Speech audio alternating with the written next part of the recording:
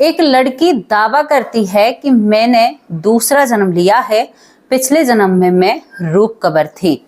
जब ये बात सुनते हैं तो बहुत अचंभित बात लगती है। अब आप सोच रहे होंगे कि रूप कबर कौन थी, तो मैं आपकी जानकारी के लिए बता दूं, रूप कबर वो लड़की थी जो भारत में आखिरी सती हुई थी कागज कार्रवाई पर। यानी कि आखिरी वो केस था जिसके ऊपर काफी विवाद हुआ, काफी बातें हुई, कुछ लोगों को अरेस्ट भी किया गया, कुछ लोगों पर कई सवाल खड़े हुए और इस घटना की पूरे देश में काफी ज्यादा निंदा होती है कि एक महिला, क्योंकि सती प्रथा पर उस समय हमारे देश में कानून थे लेकिन कानूनों का उल्लंघन किया गया था और कानूनों को बिल्कुल तार तार कर दिया था। अब ये लड़की क्या सच बोल रही थी कि इसका सच में ही पुनर्जन्म हुआ है? क्या ये सच में ही रूप कबर होती है? ये कुछ ऐसी बातों को खोलती है दोस्तों। ये जब बताती है कि मैं सच में ही रूप कबर थी, मेरे साथ ये हुआ, जबरन हुआ।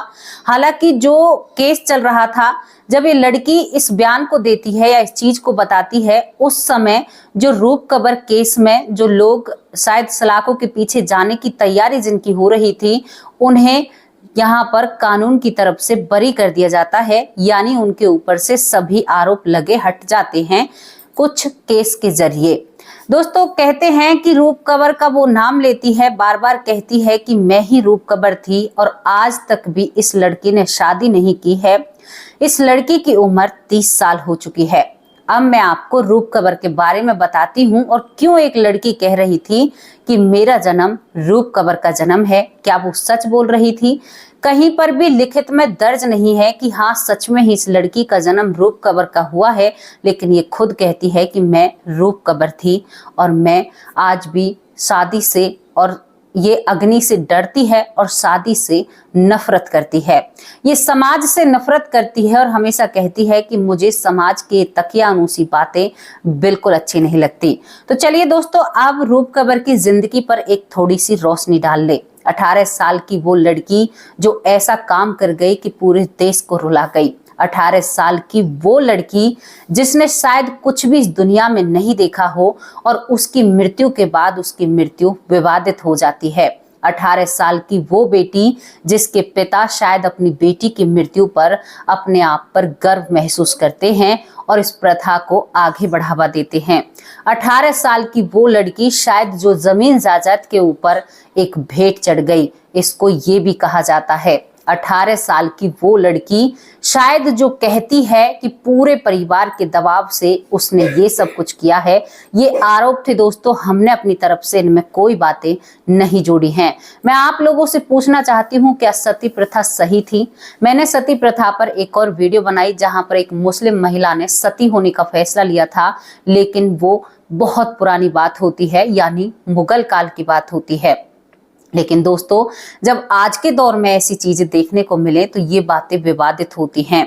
जब यहाँ पर सती प्रथा के बारे में पढ़ते हैं तो रुए खड़े हो जाते हैं, कलेजा बाहर को आने को हो जाता है। एक आर्टिकल के जरिए मैं आपको बताऊं, जब महिला को भांग पिलाया जाता है, जब उसे चिता में सजाया जाता है कपड़े पहनाकर, तो शायद वो विरोध करते हुए भी विरोध नहीं कर पाती है। कुछ ऐसा आर्टिकल में मैंने पढ़ने को मिला था। हालांकि जो पहले सती हुआ करती थी, यहाँ पर आप लोगों को भी पता है नकुल सहदेव की माँ भी सती होती है पांडु के साथ, यानी उनके पिता के साथ। यहाँ पर जो कुंती हैं वो सभी पांचों भाइयों का पालन पोषण करती हैं। तो आपने वो सारी कहानी देखी हुई होंगी, तो उसी तरह से मैं आप लोगों को समझाने की कोशिश कर रही हूँ।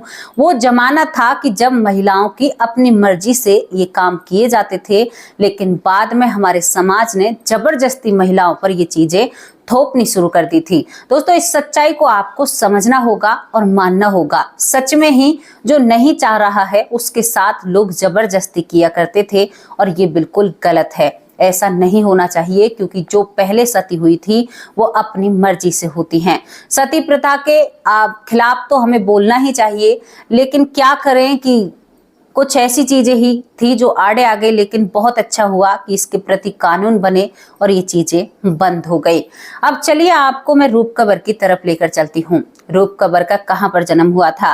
रूप कबर का जन्म 1969 में हुआ था। 1969 में रूप कबर पैदा होती है और रूप कबर एक कुनवाली नागौर राजस्थान में इसका जन्म हुआ था। यानी राजस्थान के नागौर के कुनवाली गांव में रूप कबर का जन्म होता है। रूप कुबर बचपन से ही बहुत खूबसूरत होती है। धीरे धीरे जब रूप कुबर बड़ी होती है तो रूप कुबर की शादी करने के लिए उसके पिता लड़का तलाशने लगते हैं। दोस्तों, इनके लिए लड़का तलाशा जाता है। राजस्थान के सीकरी जिला में एक देवराला गांव में रूप कबर की शादी तय की जाती है और इसकी शादी माल सिंह शेखावत नाम के व्यक्ति से तय होती है। रूप कबर की जब शादी तय होती है उस वक्त रूप कबर की उम्र 18 साल होती है और रूप कबर की शादी 17 जनवरी 1987 को शादी धूमधाम से की जाती है। उस वक्त रूप कबर 18 साल की उम्र में होती है। ये शादी बहुत ही धूमधाम से होती है। ब्याही होकर रूप कुबर के पेरे हाथ हो जाते हैं। वो अपने माँ बाप के घर को छोड़कर पति शेखावत के घर में आ जाती है, यानी कि माल सिंह शेखावत के घर आ जाती है। बहुत अच्छा परिवार था, जमीन जायदाद एक नामी परिवार में रूप कबर की शादी हुई थी। राजस्थान में उस वक्त तक भी जो सती प्रथा थी उसे बहुत माना जाता था। रूप कबर नई नई आई थी दोस्तों, जिंदगी बहुत अच्छी थी, आप सोच कर देखिए। लेकिन रूप कबर की जिंदगी में एक तूफान आने वाला था, शायद जिसका एहसास रूप कबर को भी नहीं होता है। रूप कबर को एहसास नहीं होता है। धीरे धीरे वक्त निकलता है और रूप कबर का जो पति होता है माल सिंह शेखावत, वो बीमार हो जाते हैं। उनको बीमारी हो जाती है और बीमारी में उनका इलाज भी कराया जाता है। इलाज कराया जाता है, लेकिन अगस्त के महीने में वो बहुत ज्यादा बीमार हो जाते हैं। उनकी तबीयत बहुत ही ज्यादा खराब हो जाती है। जब उनकी तबीयत खराब हो जाती है तो कई जगह उनका इलाज कराने के दौरान भी यहाँ पर जो माल सिंह शेखावत होते हैं वो नहीं बच पाते हैं और 3 सितंबर 1987 को वो इस दुनिया से चले जाते हैं। यानी रूप कबर को 1 साल भी उनकी शादी को नहीं होता है और इतने में ही वो बेवा हो जाती हैं, यानी विधवा हो जाती हैं। आप सोचकर देखिए कि जनवरी में शादी हुई थी और सितंबर में उसके पति इस दुनिया से जा चुके थे। अब आप सोचेंगे कि पति तो चला गया। एक आम तौर पर अब यहाँ पर रूप कबर कहने वाले कहते हैं कि रूप कबर अपनी मर्जी से सती हुई। अब रूप कबर एक फैसला लेती है कि मुझे अपने पति के साथ अग्नि में प्रवेश करना है। दोस्तों, इसे अग्नि में प्रवेश करना ही कहा जाता था। रूप कबर अपने घर वालों से कहती है, उनके घर वालों का यही कहना है जो आपको मैं बता रही हूँ। अब यहाँ पर वो एक निर्णय लेती है। एक बात जो थी, रूप कबर के मायके वालों को इस बात के बारे में खबर भी नहीं होती। ये ताज्जुब भरी बात थी कि मायके वालों को अखबार के जरिए पता चलता है कि हमारी बेटी सती हो चुकी है। ये एक बहुत पॉइंट की बात थी, आपको इस बात को पॉइंट करना चाहिए। दोस्तों, दूसरी तरफ विवादित बयान भी इस पर आएंगे। लोग इस पर विवाद खड़े करते हैं। इस पर कानूनी कार्रवाई बहुत जोर शोर से होती है। पूरे देश में एक खबर फैलती है। अब यहाँ पर रूप कबर तैयारी करती है। बुजुर्ग महिलाएं, गांव की महिलाएं इकट्ठा होकर रूप कबर को सजाती हैं। सजने के बाद उसके लिए एक चिता तैयार की जाती है और रूप कबर अपने पति को गोद में सर रखकर उस चिता में बैठ जाती है। इन चीजों के बाकायदा फोटो खींचे जाते हैं और उस चिता को अग्नि में विलीन कर दिया जाता है। आप सोचकर देखिए, एक महिला की हिम्मत की दाद देनी होगी। लेकिन जैसे ही ये फोटो अखबारों में आते हैं, जैसे ही ये बातें सरकार को पता चलती हैं, तो ये आग अब पूरे देश में फैलने वाली थी जो रूप कबर ने जिस अग्नि में प्रवेश किया था। अखबारों के जरिए माँ बाप को पता चलता है। माँ बाप वहां पर जाते हैं। जब माँ बाप वहां पर जाकर और इन चीजों का ब्यौरा लेते हैं तो दोस्तों, एक पिता भी उनके कहे अनुसार इन बातों पर भरोसा करते हैं और वो अपनी बेटी की मृत्यु पर गौरवान्वित महसूस करते हैं। ये रूप कबर के पिता की शायद उनकी सोच रही होगी। एक आर्टिकल के जरिए ही मैं आपको ये बता रही हूँ। अब यहाँ पर जब परिवार वाले सभी खुश थे, लेकिन कानून और महिला संस्था खुश नहीं थी। यहाँ पर पूरे दावे के साथ इनके घर पर जाया जाता है, क्योंकि जिस पति के साथ वो 1 साल भी वक्त नहीं गुजार पाई, उस 18 साल की लड़की ने ऐसा फैसला कैसे ले लिया। ऐसा कैसे हो सकता है? महिलाएं जोर शोर से विरोध करती हैं। जब इस देश में कानून थे तो कानूनों का पालन क्यों नहीं किया, और इस पर जो सरकार होती है वो तुरंत एक्शन लेती है। बड़े बड़े लोग सामने थे, आप भी समझते हैं कैसा एक्शन, इसके बारे में फिर जांच पड़ताल होती है। कई लोग इनके घेरे में आते हैं और इस पर एक लंबे समय तक कानूनी कार्रवाई चलती है, लेकिन कोई भी समाधान निकलकर नहीं आता है। महिलाओं ने मोर्चा संभाला, पूरे देश में इस घटना की निंदा की जाती है। जहां पर रूप कबर की चिता जली थी, जहां पर रूप कबर ने अग्नि में प्रवेश लिया था, वो जगह एक विवादित जगह घोषित कर दी जाती है और वहां पर पूजा करना मना कर दिया जाता है। वहां पर आज भी लोग दिया जलाते हैं। आप उस राजस्थान के सीकर जिले के मतलब देवराला गांव में जाकर देखोगे तो वहां पर आज भी रूप कबर, जहां पर उसने अग्नि में अपने आप को समर्पित किया था, वहां पर आज भी वो जगह है। लेकिन कुछ लोग दिया बाती वहां पर करते हैं, लेकिन एक पूजा का स्थल वो नहीं बनाया जाता है। कहने वाले यहाँ तक कहते हैं कि रूप कबर के माइंड को वॉश किया गया था, मतलब उसे बहकाया गया था, उसके ऊपर दबाव बनाया गया था। वकीलों की दलीलें ये होती हैं और कहा जाता है कि रूप कबर एक 18 साल की बच्ची ही थी, वो समझ नहीं पाती है और वो घर वालों के कहने में आकर ये सब कुछ करती है। दोस्तों, ये सब कुछ होता है और यहाँ पर ये चीजें बहुत दिन तक चलती हैं। अब मैंने आपको रूप कबर के बारे में बताया, जब उनके पति की मृत्यु होती है 3 सितंबर को, तो 4 सितंबर 1987 को रूप कबर अग्नि में विलीन होती है। रूप कबर इस दुनिया से जा चुकी थी। अब उसके बाद की मैं आपको बात बताऊं, 7 साल बाद एक लड़की जन्म लेती है। स्थान आपको नहीं बताऊंगी क्योंकि ये पूरी घटना विवादित है। एक लड़की जन्म लेती है, स्मृति नाम का इस लड़की का नाम रखा जाता है। ये लड़की जन्म से ही अग्नि से डरती है। ये बिल्कुल अग्नि को हाथ तक नहीं मतलब पास नहीं जाती है, हाथ तो कोई नहीं लगा सकता। ये बहुत डरती है। धीरे धीरे जब ये बड़ी होती है तो ये कुछ राज खोलती है। ये अपने घर वालों से कहती है कि मैं रूप कबर हूं, तो मुझे सुमिति मत कहा करो। अब घर वाले हैरान हो जाते हैं। धीरे धीरे जब उन्हें पता चलता है कि ये तो उस रूप कबर की कह रही है जो पूरे देश में चर्चित थी, तो यहाँ पर अब इस लड़की से पूछताछ की जाती है। जब इस लड़की से पूछताछ की जाती है तो ये लड़की ऐसी बातें कहती है कि मेरे साथ जबरदस्ती की गई थी, मेरी मर्जी नहीं थी, मैं उन लोगों का विरोध करना चाहती थी। मेरे हाथ पांव को पकड़कर मुझे जबरदस्ती कुछ ऐसा खिलाया जाता है जिससे मैं विरोध करना चाहती हूँ लेकिन नहीं कर पाती हूँ। पर आपको साफ शब्दों में बता दूं दोस्तों, हमारा जो कानून है वो पुनर्जन्म को नहीं मानता है। ये लड़की धीरे धीरे बड़ी होती है। आज इनकी उम्र 30 साल है, लेकिन आज भी ये रसोई में नहीं जाती हैं। आज ये सभी के खिलाफ बोलती हैं, कहती हैं कि मेरे साथ जो हुआ था वो अन्याय हुआ था, लेकिन प्रकृति उन्हें सजा जरूर देगी जिन लोगों ने मेरे साथ गलत किया था। यहाँ तक कहती है कि ये जब बड़ी होती है तो बार बार रोती है, कहती है कि मैंने बहुत कुछ खोया है। माँ बाप को भी ज्यादा याद नहीं करती है, पता नहीं क्यों नहीं करती है। इसकी सारी चीजें छुपाई जाती हैं क्योंकि ये चीजें ना ही तो आपको लिखित रूप में कहीं पर मिलेंगी जिस लड़की का मैं आपसे नाम ले रही हूँ, और शादी से जो स्मृति है वो बिल्कुल नफरत करती है। क्यों करती है? क्योंकि स्मृति को शादी नाम शब्द से ही नफरत है।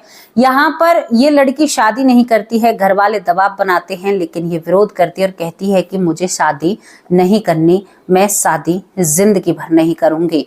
दोस्तों, एक चीज ने एक लड़की को ऐसे झंझोर कर रख दिया। अब तो या तो वही जाने कि वो सच बोल रही है या झूठ बोल रही है, अभी की जिंदगी वो जी रही है, लेकिन हम आपको उनकी जानकारी नहीं दे सकते। क्या आप मानते हो कि रूप कबर ने दूसरा जन्म लिया?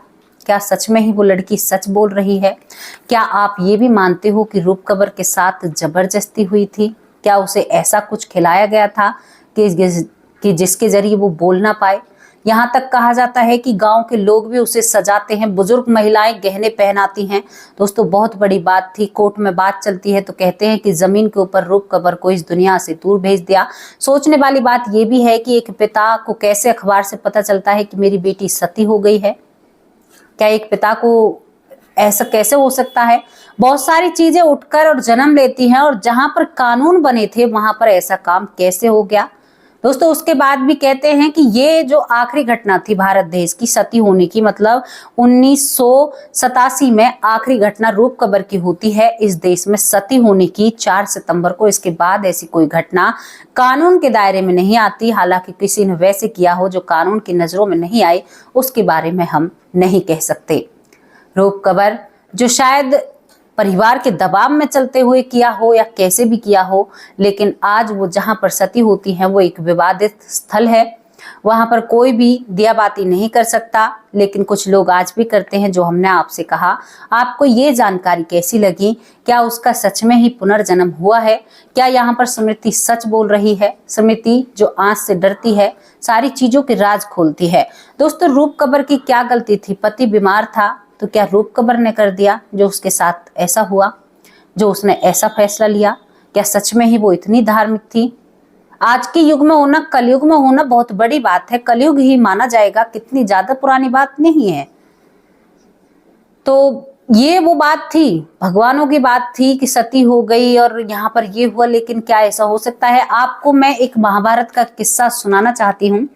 महाभारत में कहते हैं कि बहुत बड़ा, आज के दौर पर जैसे मैं उसे बोलूं तो बहुत बड़ा विश्व युद्ध था। बहुत महिलाएं बेवा हुआ थी। हस्तिनापुर में सफेद साड़ियों में इतनी महिलाएं दिखा करती थी, सफेद वस्त्रों में। जब ये युद्ध खत्म हो जाता है तो जो युधिष्ठिर राजा बना था ना, वो कहीं ना कहीं उस राजपाट से खुश नहीं था। कितने लोग मेरी बातों से सहमत हैं और कितने लोग ये बात जानते हैं, मुझे कमेंट बॉक्स में जरूर लिखकर भेजना। अब यहाँ पर युधिष्ठिर कहता है कि माते, मैं ये सफेद वस्त्र जब देखता हूँ जवान नारियों के, तो मैं परेशान हो जाता हूँ। अब इनके कुल के जो कहते हैं ना कि एक तरह के पंडित जो होते हैं, कुल के मेरा नाम उनका याद नहीं आ रहा है, वो एक रास्ता बताते हैं। दोस्तों यहाँ पर कुछ ऐसी चीज का प्रयोग किया जाता है कि सभी महिलाओं को एक सूचित किया जाता है कि तुम्हें तुम्हारे पति, वहां पर एक कुंड होता है, बहुत बड़ा तालाब होता है, बहुत ही गहरा होता है। कहा जाता है कि जिन जिन को अपना पति चाहिए उन्हें उनका पति उस तालाब पर मिलेगा। दोस्तों कुछ ऐसी रचना रची जाती है कि सच में ही जो मरे हुए पति थे वो तालाब में मिलते हैं और वो उनके साथ कुछ वक्त बिताते हैं। देखो मैं इतिहास की कही हुई बातें कह रही हूँ, मैं अपनी तरफ से कुछ नहीं जोड़ रही हूँ। जब बताते हैं कि वहां पर उनके पति निकलकर उनके साथ कुछ वक्त बिताते हैं, तो जो महिलाएं अपने पतियों से बहुत ज्यादा प्यार करती हैं, एक विद्या के कारण ये सब कुछ होता है। वो सच में ही सब कुछ नहीं चल रहा था। अब वो कुछ वक्त बिताते हैं। जब वो पति कहते हैं कि अब हमें जाना होगा, तो वो कहती है कि नहीं, अब तुम्हें नहीं जाने दूंगी। और दोस्तों कहा जाता है कि उस वक्त ऐसा कुछ होता है कि जब वो पति चलते हैं उस तालाब की तरफ, तो वो सारी महिलाएं जो जो अपने पतियों के साथ रहना चाहती थी, वो उस तालाब में जल समाधि ले लेती हैं। ऐसा कुछ इतिहास के बारे में कहा जाता है। हालांकि मैं नहीं जानती कि ये कितना सत्य है कितना झूठ है, लेकिन दोस्तों ये भी कहा जाता है कि उन महिलाओं ने एक सती हुई थी, वो जल में उन्होंने अपनी समाधि ली थी, जल समाधि, जल सती हुई, कैसे भी आप उनसे कह लो। ये बात किस किस को पता है, मुझे थोड़ा सा, मुझे भी और इसके बारे में और भी ज्यादा जानकारी से आप बता सकते हैं तो जरूर बताना। क्या ये सत्य है? क्या युधिष्ठिर ने सच में ही ऐसा सोचा था, या फिर ये लोगों की फैलाई हुई बात है? आप इस पर क्या राय रखना चाहते हो? अपनी राय जरूर रखना, और रूप कबर के पुनर्जन्म पर भी अपनी राय रखना, और आपको ये स्टोरी कैसी लगी उसके बारे में भी मुझे जरूर बताना। दोस्तों जितना हो पाता है उतना आपके लिए सत्यता पर रखी हुई स्टोरी लेकर आती हूँ, और आज आपको एक इतनी दुखद स्टोरी मैं सुनाना चाहती हूँ। हालांकि हमारी जो स्टोरी है ये बहुत दुखद है, लेकिन आज एक घटना मैं आपको बताना चाहती हूँ। हमारी जो ऐश्वर्या बहन है, बहुत ही दुखद बात है। मैं कैसे उनका दुख कम करूं, मैं क्या बताऊं, मेरे परिवार पर कौन सी आफत आ रही है। मैं परमात्मा से प्रार्थना करती हूं। ऐश्वर्या बहन का 21 साल का बेटा एक्सीडेंट के कारण इस दुनिया से चला जाता है, और वो अभी 2-4 दिन की बात है। यहाँ पर यशवंती माँ ने भी पूछा था उनसे कमेंट कर कर, वो नहीं बता पाई। घर में इतनी बड़ी बात होने के बाद तो बहुत बड़ी बात है। मैं उस बहन का दुख कैसे कम करूं, मैं क्या करूं? मुझे बहुत दुख हुआ जब मैंने ये सब कुछ सुना और ये सब कुछ जाना। तो मैं अपनी तकलीफ का आप लोगों को अंदाज़ा नहीं बता सकती, और मैं भारी दुख में हूँ कि हमारी बहन के साथ ऐसा क्यों हुआ, भगवान ने उनके साथ ऐसा क्यों किया। ऐसा नहीं होना चाहिए था। क्योंकि जिस बच्चे को हम कोख से जन्म देते हैं ना, अगर उस बच्चे का ऐसा कुछ देखने को मिल जाए तो माँ बाप के लिए कहीं जगह नहीं होती। मैं परमात्मा से प्रार्थना करती हूँ कि मेरी ऐश्वर्या बहन को इस दुख को सहने की क्षमता दे, उनके ऊपर अपना ध्यान बनाए रखे। हे भगवान, हे प्रभु परमात्मा परमेश्वर, उनकी रक्षा करना, उनके दिल को दिलासा दीजिए कैसे भी करके। क्या बीत रही होगी उन माँ बाप से, 21 साल का जवान बेटा, बहुत बड़ी बात हो जाती है, बहुत बड़ी। उस घर के लिए बहुत दुख का वक्त है। सभी को उनके लिए प्रार्थना करनी चाहिए, जितना भी मेरा परिवार है। दोस्तों, भारी दुख के साथ मैं जा रही हूँ, एक ललिता बहन और यहाँ पर अब ऐश्वर्या बहन। बहुत दुख हो रहा है, क्या करूँ मैं। अब आप लोगों से एक दुख के साथ विदाई लेती हूँ। सभी को प्रार्थना करनी है ऐश्वर्या बहन के बेटे के लिए, ताकि उन्हें एक अच्छी जगह पर स्थान दे प्रभु, और उन माँ बापों को ऐसी क्षमता दे जो वो इस दुख को बर्दाश्त करके आगे जिंदगी में चल पड़े। ऐश्वर्या बहन, मैं नहीं बता सकती कि मुझे कितनी तकलीफ है। मैंने जब से ये चीज़ के बारे में जाना है मुझे बहुत दुख हो रहा है, बहुत ज़्यादा। मैं क्या बताऊँ आपको। मुझे इस लायक समझा आपने कि मैं आपके दुख में साथी बन सकूं। बहुत तकलीफ, ये बहुत बड़ी बात है। मैंने तो आप लोगों को देखा भी नहीं है, लेकिन फिर भी बहुत दुख हुआ मुझे ये जानकर। दोस्तों, कहते हैं ना कि जिनसे बातें होती हैं वो अपने होते हैं, और जब अपनों के साथ होता है तो दिल पर भारी कष्ट बीतता है। भगवान उन्हें क्षमता दे। मैं प्रार्थना करती हूँ, सभी लोगों से अब विदा लेती हूँ।